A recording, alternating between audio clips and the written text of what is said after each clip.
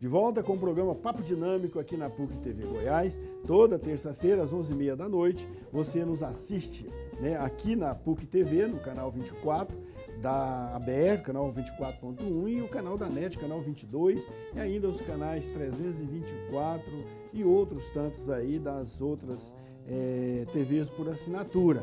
E você também pode nos assistir lá no canal da PUC TV no YouTube e também acompanhar nosso programa nos perfis do programa Papo Dinâmico no Facebook, no Instagram e no Twitter. E hoje nós estamos debatendo sobre ginástica cerebral com a Érica Eberli e também com a professora Carla Emanuele sobre ginástica cerebral. Escuta, vamos começar aqui com a professora Carla. Professora Carla, os profissionais, o profissional aí que pratica ginástica cerebral, ele tem mais chances de conseguir um melhor rendimento no emprego, inclusive mais promoção, chances de mais promoção, de crescer na carreira? Com certeza. Por quê?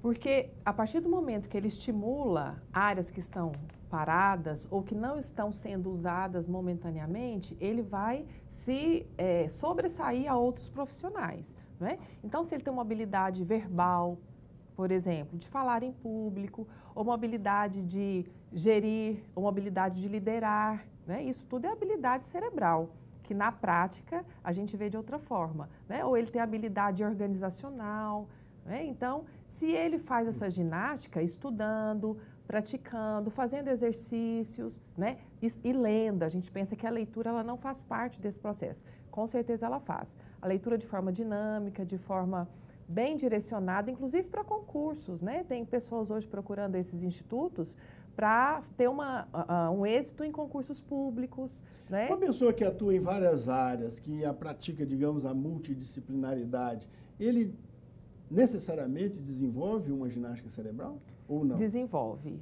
É inconsciente, mas ele desenvolve, né? Porque ele consegue ativar várias áreas ao mesmo tempo, né? Então, se ele consegue fazer uma leitura, colocar isso em prática, se ele consegue liderar, se ele consegue gerir, se relacionar, né? E ter um comportamento lógico, com menos tempo, com mais eficiência naquilo que ele faz, com certeza ele vai ter mais sucesso. Exemplo, a pessoa, um profissional, para se tornar um gestor, porque normalmente o profissional, digamos assim, uma promoção na carreira, se torna um gestor. Sim. Ele acaba tendo que atuar com várias áreas, porque o gestor não vai atuar só na sua área de formação. Muitas vezes ele tem que atuar, né, tem que interagir, dialogar com áreas de formação diferente da dele.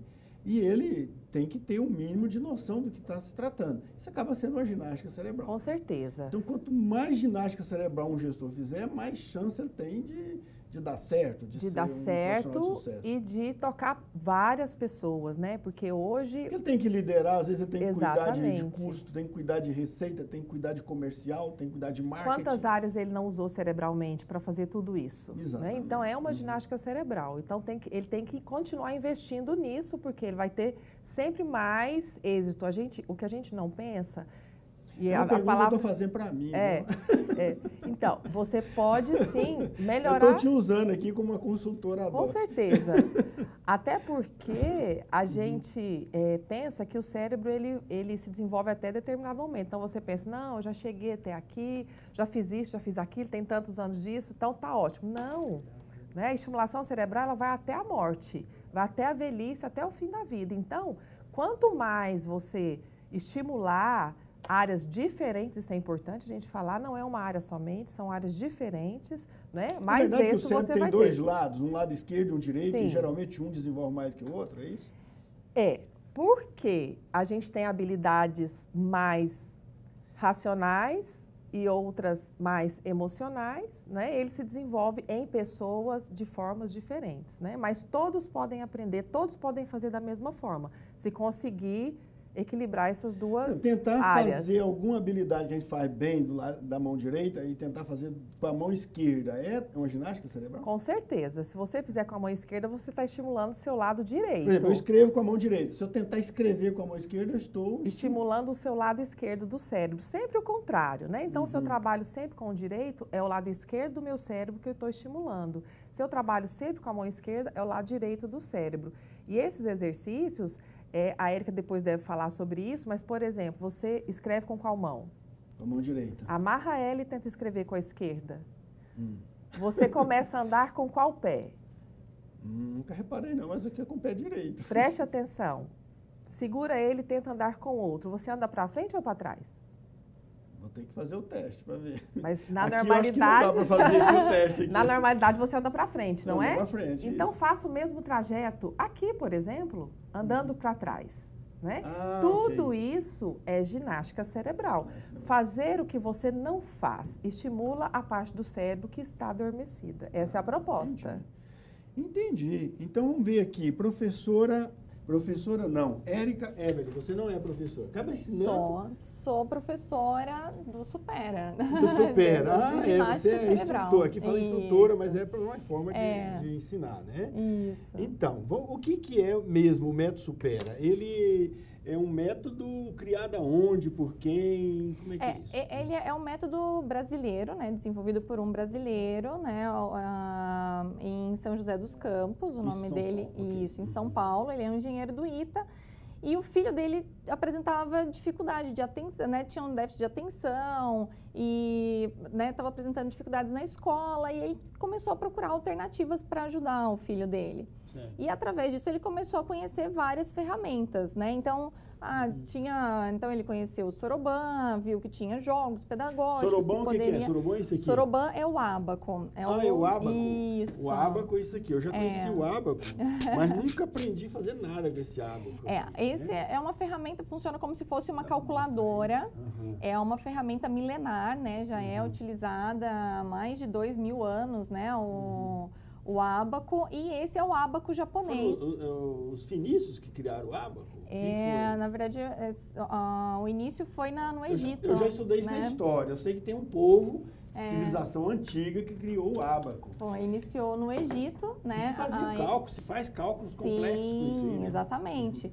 E o objetivo dessas ferramentas, então, é, na verdade, estimular de uma forma um pouco mais dinâmica, né, o nosso cérebro. E aí a gente estava, né, eu estava vendo ali Mas você chamou professora ábaco falando, de outro nome. Soroban. Soroban. Soroban é o nome desse ábaco, porque ábaco... é uma espécie de ábaco. Isso, porque ábaco é qualquer ferramenta que você utilize. Na verdade, se eu pegar pedrinhas e colocar aqui, eu começar a fazer contas utilizando, elas são ábacos. Tá, se eu utilizar aquele outro lá dedos, é Soroban também? Cadê? É um Soroban também. Você pode trazer isso aqui, Soroban aqui? Pode entrar aqui, não tem problema não. Isso, pode trazer, por favor. Traz aqui, isso. Vai mostrar o assessor da Érica aqui. Não vai mostrar não, que ele entregou para o nosso cinegrafista. Eu dando trabalho aqui para o cinegrafista, mas é só para mostrar o outro ábaco aqui, telespectador, para você entender.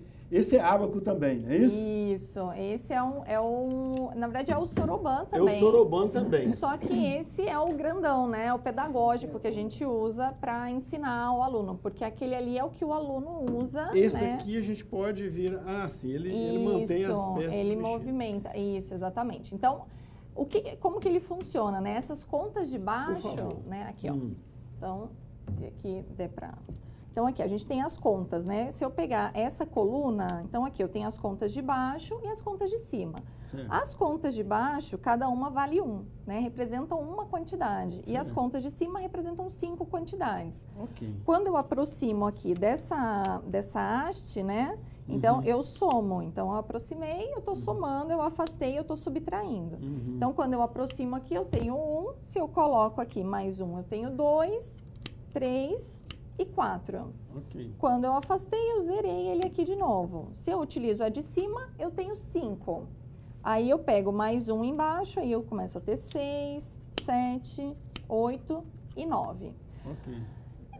Tem uma forma correta de manusear. Então, eu somo com o polegar, eu subtraio com o indicador, né? Então, na hora de somar os 6, tem uma forma correta de movimentar. Então, cada vez... E o espectador tem que prestar atenção em tudo isso, senão não vai entender o que você está fazendo. Em tudo isso, né? Então, e aí, o que acontece? O nosso objetivo com isso, na verdade, é estimular a base da teoria do exercício cerebral, que é a novidade, a variedade e o desafio crescente. Então, quando eu conheço o ábaco, né? Quem está vendo aí já fez uma ginástica cerebral hoje, porque já conheceu uma ferramenta que não conhecia, adquiriu um conhecimento. Perfeito. Quando você começa a trabalhar com ele, você vai criando novas conexões neurais e você está estimulando. Vamos fazer o seguinte, Érica, o pessoal já está chamando aí para o intervalo. Vamos fazer o nosso intervalo agora e depois nós voltamos e vamos exercitar aqui, fazer uma ginástica cerebral com esses objetos aqui também, tá bom? Daqui a pouco a gente volta.